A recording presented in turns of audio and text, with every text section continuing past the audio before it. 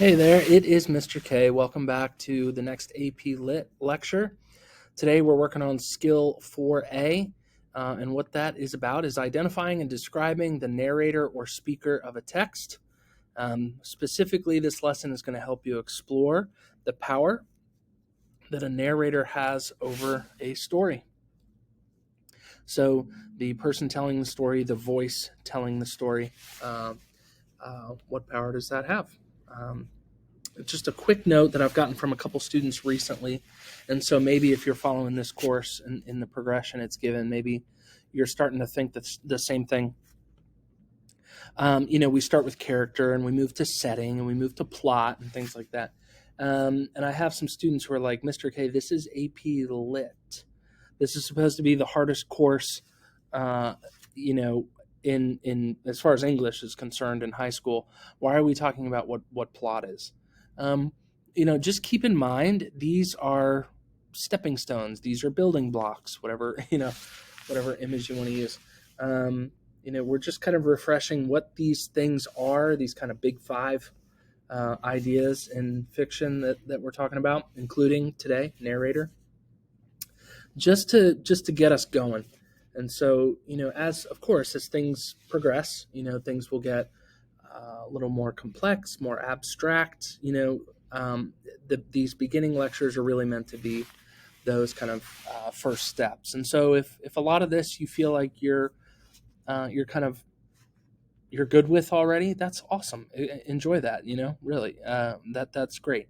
So we'll start moving deeper as we move forward. All right. So today's narrator. So sorry, I had an announcement over the intercom. So today's goals, two ideas. We want to understand what power the narrator has over a story, and we want to understand what power the reader has over the narrator. And so there is this relationship between reader, narrator, text, and we need to start better understanding that relationship. Okay, so what power does a narrator really have?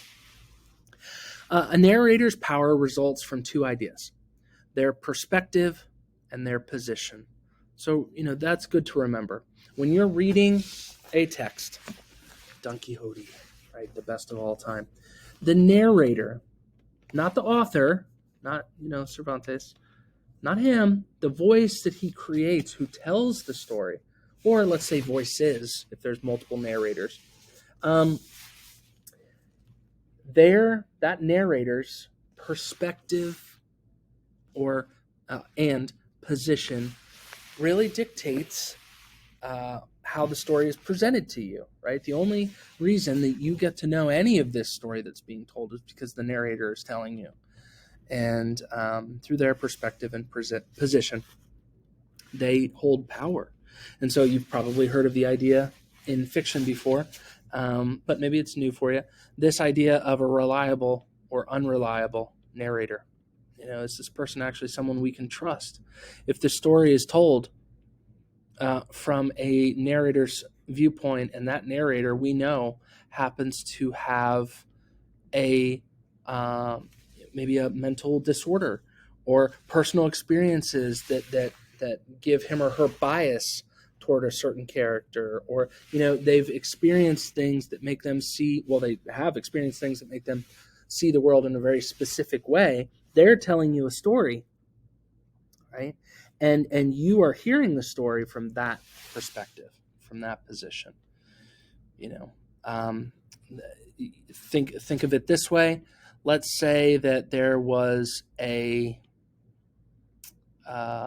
mugging, right? Someone got mugged, and there were a couple bystanders, right? And they are giving their statements to a police officer. Let's say that those bystanders, let's say one of them is fiercely racist, right? And they may not even be aware that that's a part of their character. But let's say they are giving their side of the story. They're saying what they saw happen.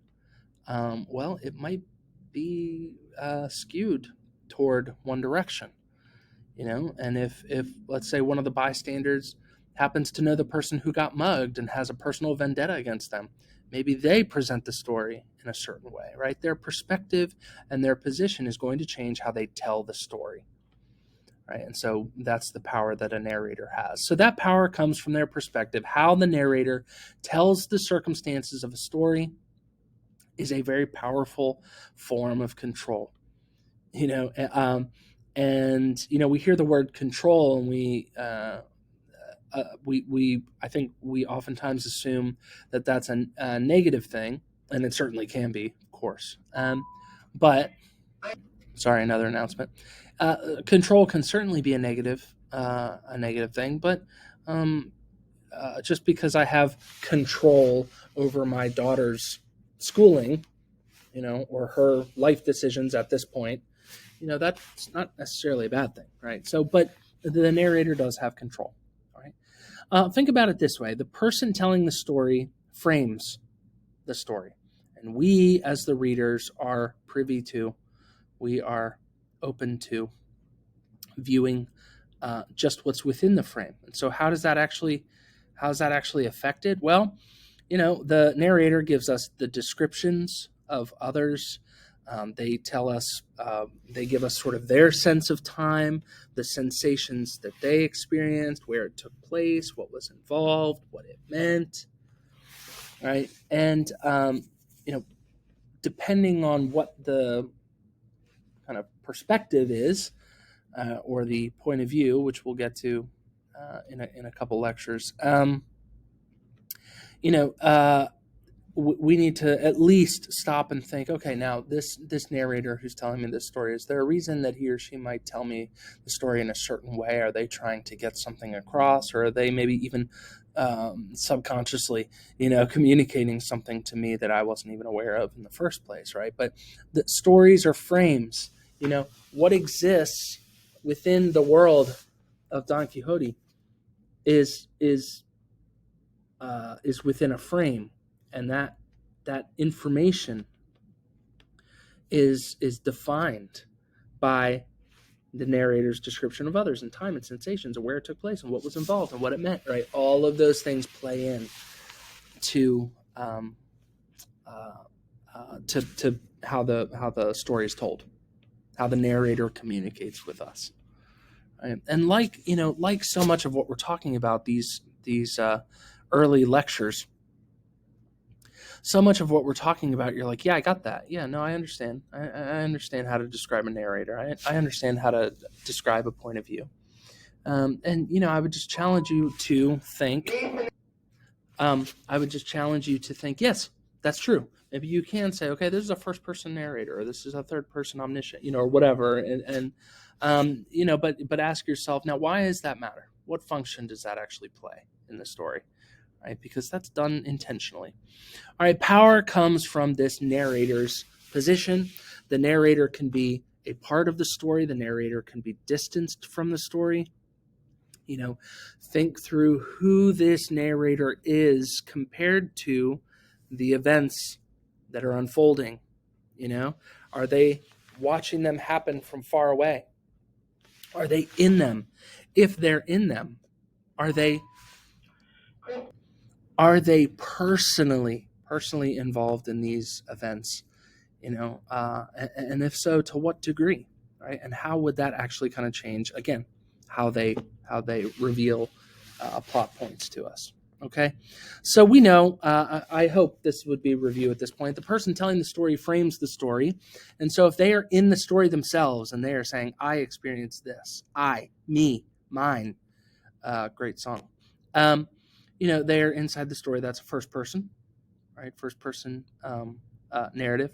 And in lectures coming up very soon, we'll be looking at what that accomplishes, what that does versus let's say a outside the story perspective, a third person perspective. And so, when you look at the same story and you're thinking, okay, is the person in the story? Are they outside the story? Okay, I'll stop that. That's important. That's important information. And again, guys, not just your ability to say whether a narrative is being told first person or third person. That's great. That's a good skill. But if you were asked, okay, so this story by Kate Chopin, The Story of an Hour. It's told from this perspective. Why does that actually matter? And you're like, I don't know. It's just, I don't know. It's just how it's told. It is what it is. No, we need to move beyond that. So that's sort of the AP Lit process, is trying to like really put together why that matters. So what power does a reader have? So we've talked, up until this point, we've talked about the power that a narrator has. That's incredibly powerful. The reader, though, has power. And what power do they have? They have the power to question everything in a text. And I'm just holding up what's next to me. Any text, doesn't matter what it is. I, the individual reader, come to this text and I get to question the description of others, the time, the sensations, where it took place, what was involved, what it meant. I have the power to do so. And, I talk about this with my classes, but can we get carried away and overanalyze?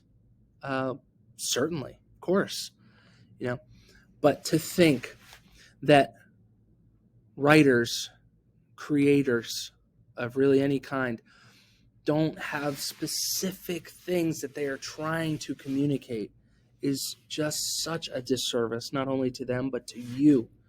You deserve a fully formed understanding of a story, And so that's the power that we have, is really to question things. And then to look for evidence, The narrator in this novel is, I have a problem. I have a problem with him. He seems too close. He seems too close to the events. I have my AP Lang students read In Cold Blood over the summer. It's a perfect example. Such a phenomenal book and so incredibly written. But I question Capote's kind of motives. He's telling the story of these murders that were done. But in doing so, he got really, really close to the murderers, like really close, right? And he cared for them deeply. And though I respect that, as a human being, I understand that. I also have to think, okay, now, are you making, are you justifying their terrible actions because you're close to them? Maybe, it's worth questioning, if nothing else, and then looking for evidence from the text that helps you, support that idea or not, right? So we have power too. Here are the takeaways, my friends. Narrators establish a relationship with readers based on how a story is told. Focus on perspective and position. Focus on perspective and position to question how a narrator relates the events of a story. Okay, so those two ideas. Narrators establish a relationship with readers, and we as the readers, we focus on a narrator's perspective and position to question how they relate, how the narrator relates the events of that story. And why? Why does this matter? I guess some of you watching might be like, this literally matters for the AP Lit exam. Okay, fair enough. I mean, that's fine. And it is certainly important. I would argue that our ability to understand what is written in a deeper way and to really focus on who a narrator is and what they're trying to accomplish and how that's affecting us or not, is a worthwhile pursuit. It really is worth our time. Okay, so the goals today, we wanted to understand what power the narrator has over a story. Ask yourself that right now. Do I understand what power they have? Could I explain that to someone else? And then understand what power we, the readers, we have over the narrator. And one last thought that just came to my mind. I, as the reader, I come to every text differently, right? I come to every text with a different kind of set of questions. But even the same text, I read it one year, and then I read it the next year, and I read it the next year, right? I would say that I'm the same person, but I have changed. I have grown. I have learned things. I have experienced things. My biases have changed, all that. Right? My personal beliefs have evolved. right? And so that changes as well. We reread text differently, right? My friends, I hope that was helpful. Send me an email if it wasn't, and I'll see you next time.